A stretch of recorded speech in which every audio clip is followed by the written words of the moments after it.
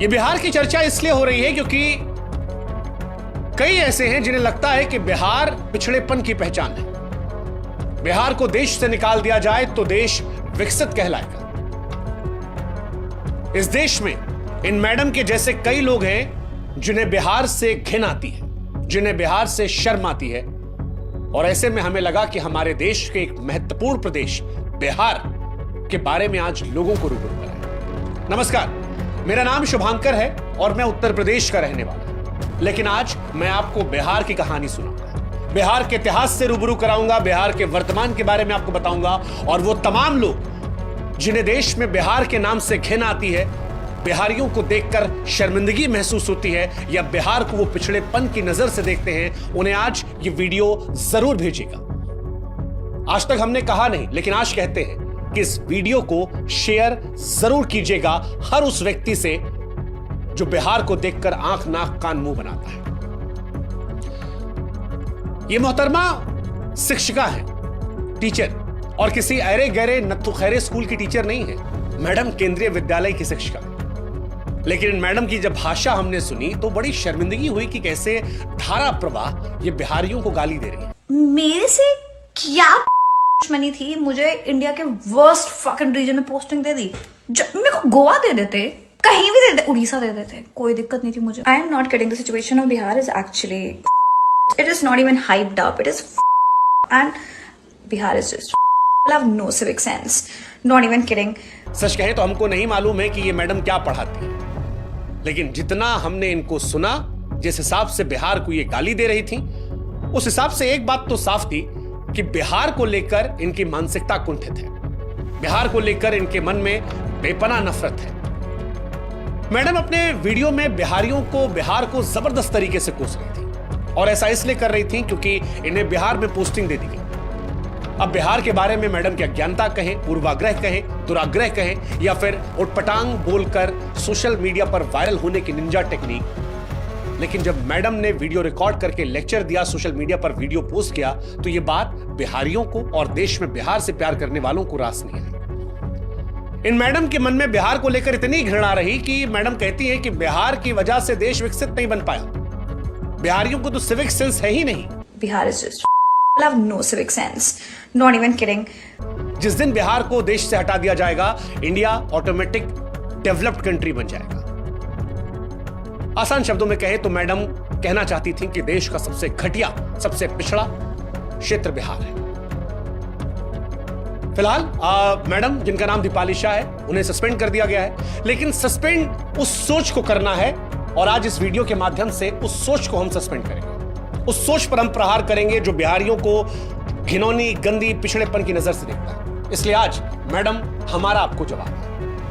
हमें नहीं मालूम मैडम कि आपने बिहार के इतिहास को कितना पढ़ा है, लेकिन आज हम आपको और आप जैसों को जो बिहार को पिछड़ा सोचते हैं, उन्हें बिहार से रूबरू कराते हैं। मैडम, आप जानती हैं, प्राचीन काल में बिहार जो है वो विशाल साम्राज्यों का गढ़ रहा है। शायद आपने मौर्य साम्राज्य के बारे में सुना हो, आप तो टीचर हैं।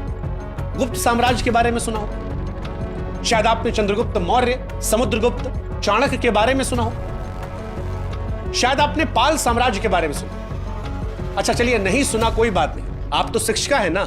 नालंदा विश्वविद्यालय के बारे में तो जरूर सुना होगा, क्योंकि एक जमाने में पूरी दुनिया को नालंदा ही शिक्षित करता था।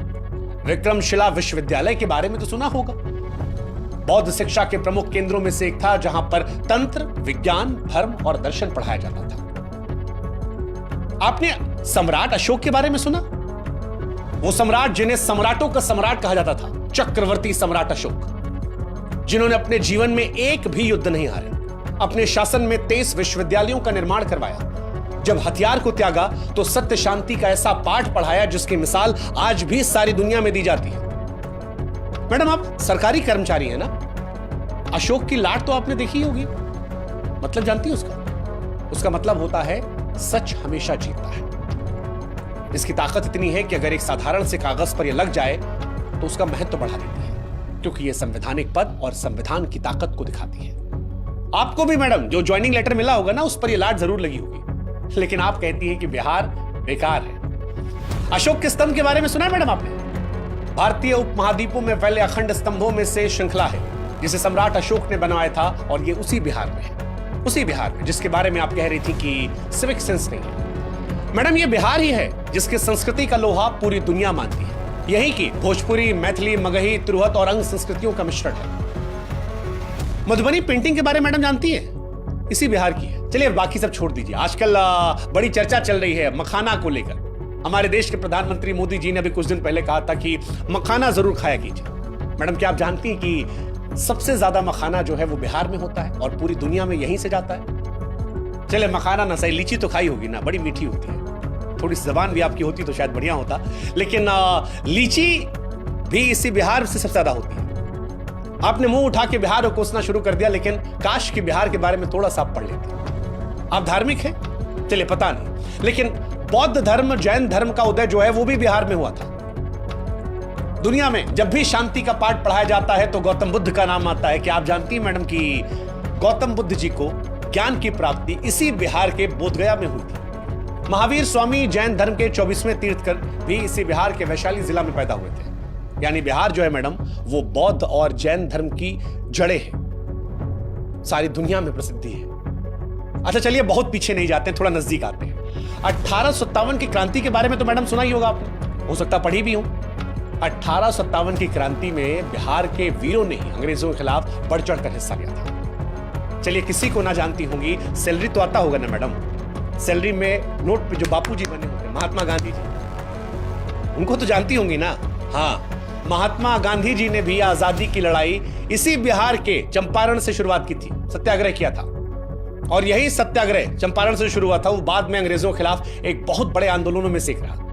मैडम, जिस बिहार के सिविक सेंस पर आप गंदे गंदे भद्दे भद्दे अश्लील कमेंट्स कर रही थी ना, उसी बिहार से निकला हुआ एक व्यक्ति भारत का पहला राष्ट्रपति बनता है। नाम तो सुना होगा आपने, डॉक्टर राजेंद्र प्रसाद। हाँ, डॉक्टर राजेंद्र प्रसाद, पढ़ा भी होगा, शायद पढ़ाया भी होगा, इसी बिहार के सीमांत से थे मैडम। जेपी का नाम सुना मैडम आपने?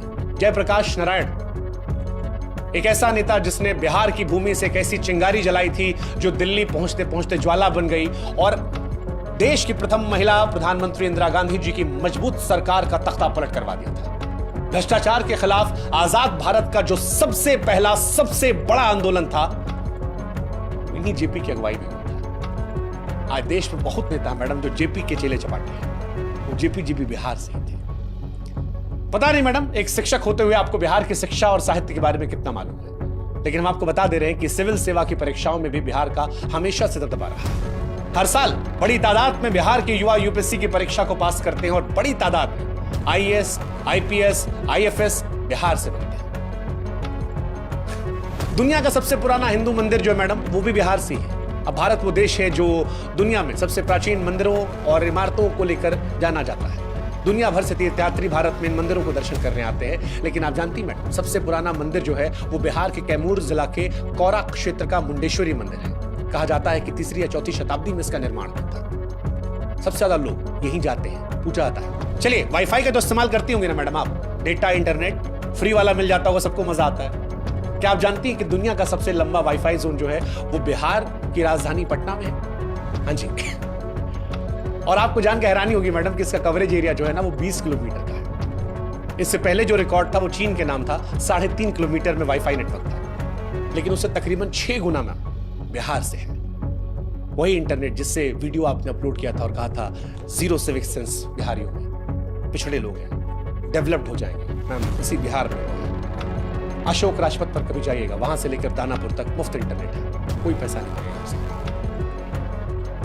आप कहती हैं कि बिहार सबसे पिछड़ा। दुनिया का सबसे बड़ा ऊंचा लंबा स्तूप जो है वो भी बिहार में मैडम, बिहार राज्य में ही केसरिया स्तूप, गूगल कर लीजिएगा, सबसे ऊंचा और सबसे बड़ा बौद्ध स्तूप है।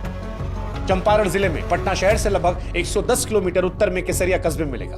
यह माना जाता है इसका निर्माण मौर्य काल में हुआ था और आज एक महत्वपूर्ण ऐतिहासिक पुरातत्विक स्थल है। दुनिया भर से पर्यटक इसे देखने आते हैं। क्या आप जानती हैं मैडम कि देश का सबसे पुराना हाईवे जो है वो बिहार में 2400 किलोमीटर लंबा?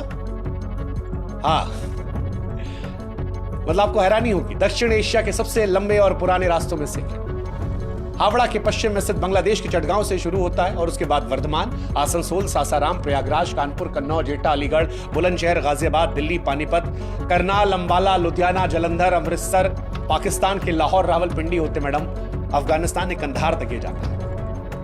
है ना, वो भी बिहार में ही मैडम। अच्छा चलिए, लिखने पढ़ने का तो शौक होगा ना मैडम आपको, कविता वविता लिखती हैं? एक कविता हमको आपके लिए याद आ रही है, आपकी हरकत पर। आपकी नौकरी चली गई तो हमको याद आया कि जब नाश मनुज पर छाता है तो सबसे पहले विवेक मर जाता है। अरे गजब, देखिए इत्तेफाक, देखिए ये जो कविता है ना मैडम, ये भी एक बिहारी ने लिखी है। ये पंक्तियां लिखने वाले रामधारी सिंह दिनकर साहब बिहार के बेगूसराय के थे, जिन्हें राष्ट्र कवि का भी दर्जा दिया गया है ना। गजब ना। आप पढ़ने लिखने की बात करें, देखिए वैसे इस कविता को आपको पढ़ना चाहिए और इससे अमल लेना चाहिए, सीखना चाहिए, और आप जैसे और भी जो लोग हैं उनको भी, कि जब नाश मनुज पर छाता है तब सबसे पहले विवेक मर जाता है।